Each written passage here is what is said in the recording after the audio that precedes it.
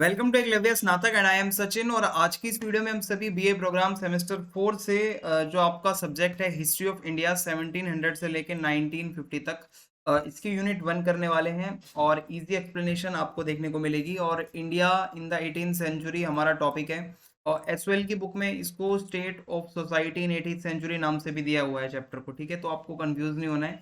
DU, SOL और NCWEB सभी students के लिए वीडियो काफी ज्यादा हेल्पफुल है। तो ये पूरे टॉपिक का नाम है background and debates India in the 18th century. So let's start.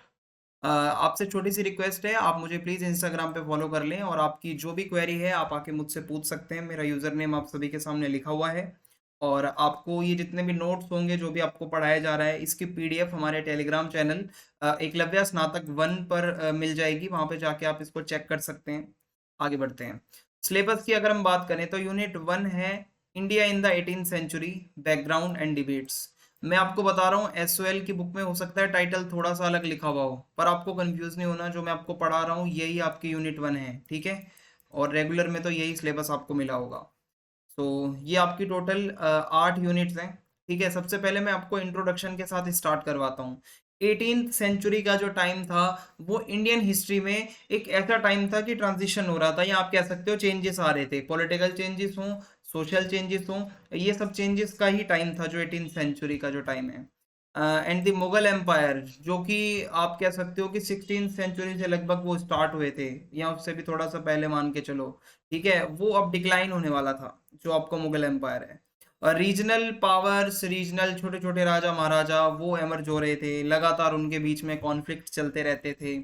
Okay, सो आप कह सकते हो 18th सेंचुरी के आसपास मराठा एम्पायर एमर्ज होता है एक बहुत बड़ी पावर बन के। ठीक है, और आप कह सकते हो कि वेस्टर्न इंडिया के आसपास मराठास की जो होल्ड है, या आप कह सकते हो पकड़ है, वो बहुत मजबूत थी। और उनके लीडर थे Shivaji Maharaj. Okay, and they were able to expand their territory. आप कह सकते हो लगातार वो मिलिट्री कैंपेन्स करते थे, लड़ाइयाँ उनकी चलती रहती थी और सक्सेस भी मिलती थी। और बहुत बड़े हिस्से पर जो है मराठास ने अपना पावरफुल एम्पायर बनाया था। और इसी टाइम पे ब्रिटिश ईस्ट इंडिया कंपनी जो है वो भी अपनी पावर बढ़ाती जा रही थी। ओके, आप देख रहे हो पॉलिटिकल चेंजेस कितने आ रहे हैं। एंड कंपनी को शुरुआत में तो भाई ये परमिशन ग्रांट की गई थी, मुगल एम्परर्स ने ही उनको परमिशन दी थी कि आप ट्रेडिंग पोस्ट बना सकते हो अपनी, आप यहाँ पे ट्रेड कर सकते हो। लेकिन बट जैसे जैसे टाइम बीतता गया, वो धीरे धीरे धीरे धीरे हमारे देश के अलग अलग एरियाज पे अपना कंट्रोल बनाते गए। ओके, तो आगे बढ़ते हैं। So the decline of the Mughal Empire also led to the emergence of several smaller kingdoms and princely states। तो जैसे ही मुगल एम्पायर जो है वो खत्म होता है, उसके बाद जो छोटे छोटे जो प्रिंसली स्टेट्स थे वो एमर्ज होने लगते हैं। और उनके खुद के अपने रूलर्स होते थे, खुद की उनकी आर्मी होती थी। और ये जो स्टेट्स होते थे लगातार इनके बीच में कॉन्फ्लिक्ट्स चलते रहते थे। और ठीक है, आगे बढ़ते हैं। The 18th century in India was also marked by significant cultural and artistic achievements। इसी टाइम पे हमारे इंडिया ने बहुत सारी ऐसी अचीवमेंट्स भी ली, कल्चरल हो या आर्टिस्टिक हो। The Mughal empire had a rich tradition of art and architecture. आपको पता है मुगल्स के टाइम पे आर्किटेक्चर को बहुत इंपॉर्टेंस दी जाती थी। And the Marathas also had their own distinct cultural traditions. ठीक है, उनका मराठास का अपना म्यूजिक है, अपना डांस है, अपना एक लिटरेचर है। सो इस टाइम पे कल्चरल डेवलपमेंट्स भी काफी देखने को मिल रहे थे। So overall we can say that the 18th century in India was a time of significant political, social and cultural changes. So धीरे धीरे न्यू पावर्स आ रही थी, पुरानी पावर्स का डिक्लाइन हो रहा था। Now if we talk about the society in the 18th century, so Indian society आप कह सकते हो बहुत कॉम्प्लेक्स थी उस टाइम पे। एक सोशल हायरार्की बनी हुई थी, ठीक है, primarily which was based on caste and religion. So caste system, हाँ भाई, बहुत सेंचुरीज से चला आ रहा था हमारे यहाँ पे। ठीक है, और टॉप पे आपको पता है ब्राह्मण्स हैं, एंड उनको प्रीस्ट वगैरह आप कह सकते हो, यहाँ सबसे टॉप पे वही थे। स्कॉलर्स भी वही होते थे उस टाइम पे। एंड उसके बाद आते हैं क्षत्रियास। ठीक है, क्षत्रियास जो वॉरियर्स थे, जो रूलर्स थे। और उनके बाद आते हैं वैश्यास। ठीक है, जो कि मर्चेंट्स थे एंड ट्रेडर्स थे। एंड सबसे बॉटम में जो आते हैं वो शूद्र आते हैं। ठीक है, जो कि लेबरर्स थे, आप कह सकते हो सर्वेंट्स थे, जिनको कोई राइट नहीं दिया गया था ना ट्रेड करने का ना कोई और काम करने का। अब हम देखें रिलीजन को लेकर भी यहाँ पे बहुत सारी चीजें हैं। हिंदुइज्म जो कि बहुत डोमिनेंट रिलीजन है इंडिया का, ठीक है, उस टाइम पे बहुत सारी कॉम्प्लेक्स उसमें बिलीफ उन प्रैक्टिसेस आ गई थी। ठीक है, बहुत सारे देवताओं की पूजा होती थी, मल्टीपल देवताओं की, बहुत सारे रिचुअल्स को परफॉर्म किया जाता था। एंड कुछ और भी रिलीजन्स हैं जैसे इस्लाम, सिखिज्म, ये भी उस टाइम पे आने लगे थे धीरे धीरे, और 18 सेंचुरी तक आते आते पूरे भारत में, मतलब हमारे इंडियन सब कॉन्टिनेंट में ये रिलीजन्स फैल चुके थे। And these religions often coexisted with Hinduism, and there were frequent interactions and exchanges between different religious communities. ठीक है, तो ये अलग अलग religions का आपस में चलता रहता था। तो जितने, मतलब भाई जितना भी स्ट्रिक्ट सोशल हायरार्कीज हो या रिलीजियस डिविजन्स हो, देयर वर आल्सो मूवमेंट्स। ठीक है, सोशल रिफॉर्म मूवमेंट्स या आप कह सकते हो रिलीजियस रिफॉर्म्स भी चलने वाले थे और चल भी रहे थे। भक्ति मूवमेंट इसका सबसे बड़ा उदाहरण है, सबसे बड़ा एग्जाम्पल है। इसी टाइम पे हिंदुइज्म के अंदर जो कुछ रिचुअल्स ऐसे या कुछ ऐसी प्रैक्टिसेस आप कह सकते हो जो आ गई थी, जो कि नहीं आनी चाहिए थी उस टाइम के स्कॉलर्स के अकॉर्डिंग, तो वो रिफॉर्म्स के लिए भी बहुत कुछ जो है मूवमेंट चलाई गई। So overall, the social characteristics of the 18th century India were shaped by, देखो आप ओवरऑल अगर इसको एक तरीके से कंक्लूड करें तो आप कह सकते हो कास्ट सिस्टम था, रिलीजन्स का भी बहुत सारे रिलीजन्स अब इंडिया में आने लगे थे, और ट्रेडिशंस अलग अलग चल रहे थे, अलग अलग आइडियाज थे, अलग अलग मूवमेंट्स चल रही थी। ठीक है, उनमें रिफॉर्म्स करने के लिए। सो दिस, मतलब आप कह सकते हो यही आपकी सोसाइटी की कुछ बातें हैं। सो डिस्पाइट द, ये मैंने आपको बताया है। आगे देखिए आप, some of the key figures of this reform movement, जो ये रिफॉर्म हो रही थी, ठीक है, जो बदलाव आ रहे थे, इसमें मेन मेन कौन लोग थे? राजा राम मोहन रॉय थे, जिन्होंने ब्रह्म समाज को ढूंढा, या वो उसके फाउंडर हैं। स्वामी दयानंद सरस्वती, जिन्होंने आर्य समाज को ढूंढा। Okay, overall 18th century India was a complex and diverse, बहुत ज्यादा डाइवर्सिटी आ गई थी, range of different social groups थे, कम्युनिटीज थी। सो ये सब है। Now if we talk about the polity during the 18th century, so यहाँ पे बहुत सारे चेंजेस आ रहे थे।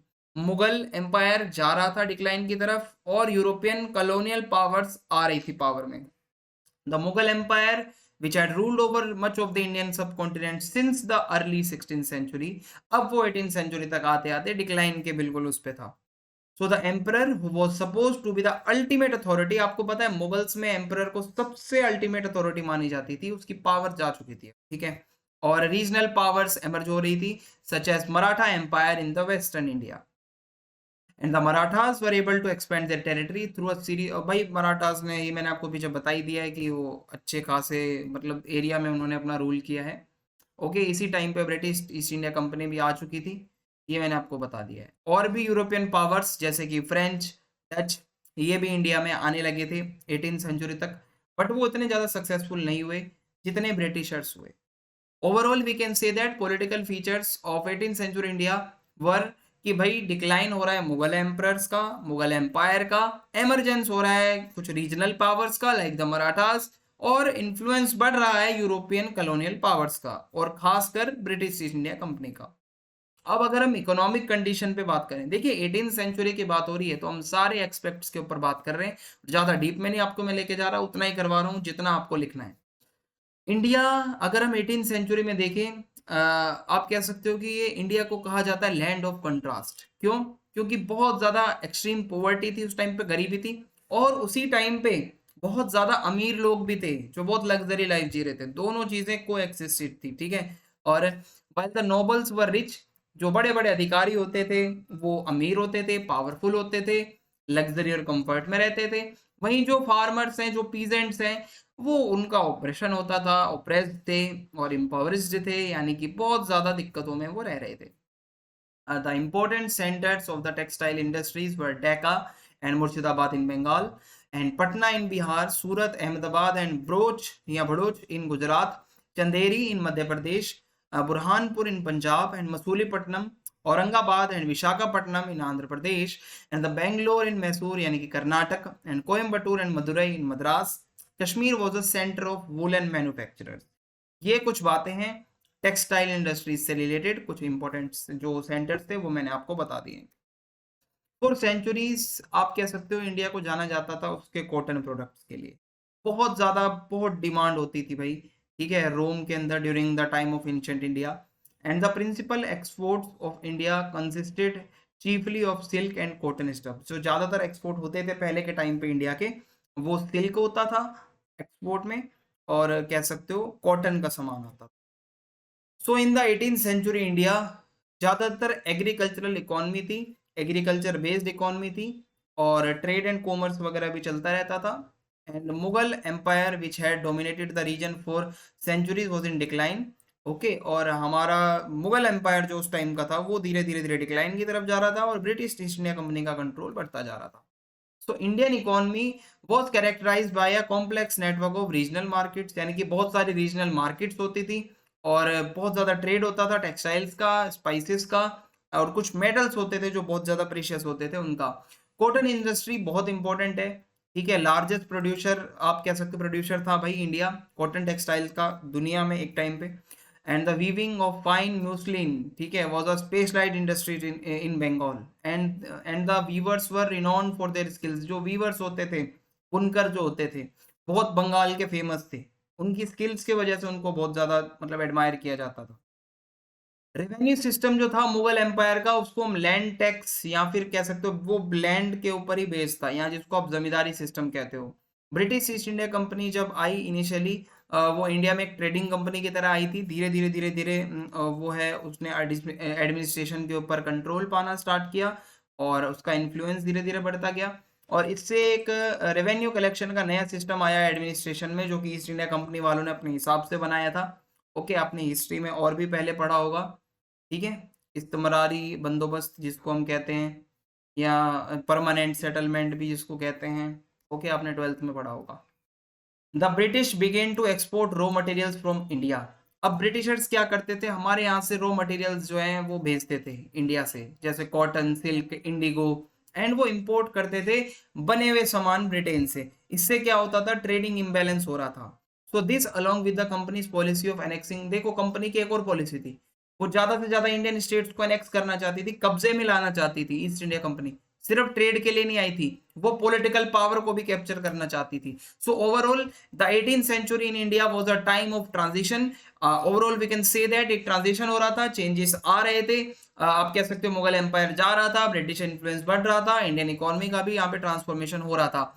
लिटरेचर की बात की जाए, 18th सेंचुरी के अंदर उर्दू बहुत ज्यादा बोली जाती थी, इंडिया के कोने कोने में उर्दू बोली जा रही थी, और इसी टाइम पे जो है क्रिश्चियन मिशनरीज आ रही थी, ठीक है, क्रिश्चियन मिशनरीज आ रहे थे, और वो अपनी प्रिंटिंग प्रेस वगैरह जो है वो सेट कर रहे थे, और बाइबल के वर्नाकुलर एडिशंस, यानी कि अलग अलग लैंग्वेजेस में बाइबल के एडिशंस छाप छाप के अपने रिलीजन को बहुत ज्यादा प्रोपोगेट कर रहे थे।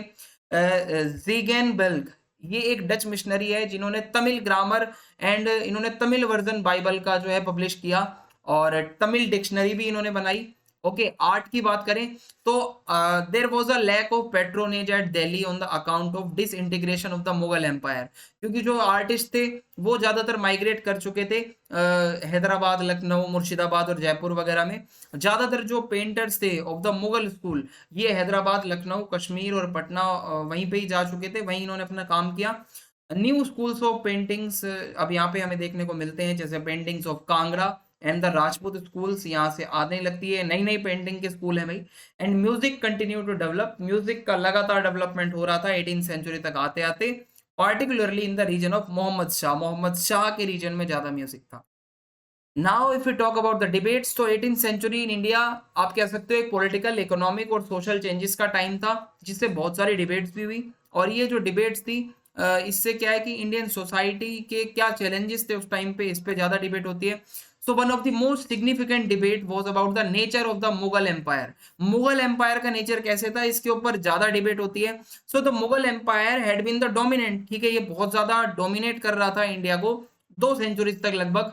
18th सेंचुरी तक आते आते ये वीक पड़ जाता है। कुछ इंटेलेक्चुअल्स आर्ग्यू करते हैं कि the decline of the Mughal empire was due to the corrupt and incompetent rulers. कुछ लोग कहते हैं कि मुगल्स का डिक्लाइन हुआ क्योंकि उनके रूलर जो थे वो करप्ट थे, ओके, वो हैड नेग्लेक्टेड देयर ड्यूटीज, जो अपना काम नहीं करते थे, और उन्होंने लॉ एंड ऑर्डर को मेंटेन नहीं किया। कुछ और लोग ये कहते हैं it was the result of the growing influence of the European powers. वो कहते हैं कि यूरोपियंस की पावर की वजह से मुगल एम्पायर जो है उसका डिक्लाइन हुआ, ना कि मुगल्स की गलती की वजह से। तो ये सब चल रहा है। एक और डिबेट है role of the religion in society. So India आपको पता है कि एक डाइवर्सिटी वाला देश है, बहुत सारे रिलीजन्स है, हिंदुइज्म है, इस्लाम है, सिखिज्म है, जैनिज्म है, बुद्धिज्म है, पारसी लोग भी हैं। ओके, ये सब रहते हैं। तो सम इंटेलेक्चुअल्स आर्ग्यूड दैट, कुछ लोग ये विद्वान कहते हैं that the religion was the root cause of many of India's problem, कि वो कहते हैं कि जो धर्म है, जो रिलीजन है, ये इंडिया की ज्यादातर प्रॉब्लम्स का रूट कॉज है। और that our secular society was needed, एक सेक्युलर सोसाइटी होनी चाहिए ताकि एक भाईचारा बना रहे। कुछ और लोग भी हैं जो कहते हैं religion was an essential part of Indian culture, कुछ लोग कहते हैं धर्म तो मतलब धर्म का होना तो बहुत एसेंशियल है हमारे कल्चर के लिए और हमारी आइडेंटिटी के लिए। ठीक है। The issue of British colonialism and its impact on Indian society was also a topic of intense debate. एक और यहाँ पे डिबेट का टॉपिक आता है ब्रिटिश कॉलोनियलिज्म और उसका इंडियन सोसाइटी पे क्या इम्पैक्ट पड़ा। कुछ इंटेलेक्चुअल्स कहते हैं कि ब्रिटिशर्स का जो रूल था as a positive force that brought, वो कहते हैं कि भाई अच्छा हुआ ब्रिटिशर्स आए, हमारा यहाँ कुछ मॉडर्नाइजेशन हुआ, हमारा इकोनॉमिक डेवलपमेंट हुआ। जबकि वो कहते हैं कि ब्रिटिशर्स ने बहुत सारे ऐसे कस्टम्स को खत्म किया जो कि बहुत गलत थे। फॉर एग्जाम्पल सती प्रथा, चाइल्ड मैरिज, ये सब अंग्रेजों ने खत्म करवाए। तो ये वाले स्कॉलर्स कहते हैं कि भाई अंग्रेजों का आना अच्छी बात है।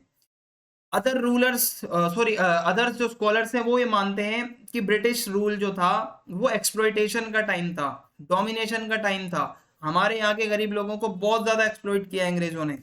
तो फाइनली ये डिबेट्स थी इंडियन सोसाइटी और मतलब जो भी 18th सेंचुरी की जो उस टाइम पे सर्कमस्टेंसेस थे। Some intellectuals argued that India was a backward, लोग कहते हैं कि कुछ कि इंडिया एक पिछड़ा हुआ देश था, एक पिछड़ी हुई सोसाइटी थी और बहुत जरूरत थी कि भाई कोई वेस्टर्न चीजें मतलब हम अपनाएं। So they saw India's traditional social hierarchy with its caste system and gender inequality as a major obstacle to progress. कुछ लोग ये मानते हैं इंडिया की जो डाइवर्सिटी है, ये जो कास्ट सिस्टम है, ये जो हायरार्की है, ये एक रास्ते का कंकड़ है हमारी प्रोग्रेस में। अगर जिस दिन ये कंकड़ हट जाएगा धर्म जाति पाति का, हमारा देश बहुत आगे बढ़ जाएगा। तो ये अलग अलग स्कॉलर्स की अलग अलग बातें हैं। ओके। कुछ लोग ये भी मानते हैं कि हमारी बहुत ही ज्यादा डाइवर्स कल्चरल हेरिटेज है, ठीक है, जिससे हमें एक अलग ही एक यूनिकनेस मिलती है। And they saw the caste system and other traditional institution as important sources of social stability and continuity. कुछ लोग कहते हैं कि बहुत जरूरी है कास्ट सिस्टम का होना, इसी से ही हमारा जो समाज है, जो सोसाइटी है, वो स्टेबल रहेगी। कंक्लूड करूं अगर मैं, सो 18th सेंचुरी का जो इंडिया था ये एक बहुत ज्यादा इंटेलेक्चुअल डिबेट का टाइम था। मतलब इस टाइम पे बहुत सारी जो भी चीजें हुई उसके ऊपर डिबेट्स होती हैं। और ये इंडियन सोसाइटी का नेचर कैसा था, क्या चैलेंजेस उस टाइम पे फेस हो रहे थे, और यही सब डिबेट्स होती हैं। आई होप आपको ये वीडियो समझ में आई होगी। अगर आपको वीडियो अच्छी लगी हो तो आप चैनल को सब्सक्राइब कर दें, ज्यादा से ज्यादा वीडियो को लाइक करें, कमेंट बॉक्स में आप अपना फीडबैक जरूर दें, वीडियो को ज्यादा से ज्यादा शेयर कर दें। जय हिंद, जय भारत, मिलते हैं नेक्स्ट वीडियो में।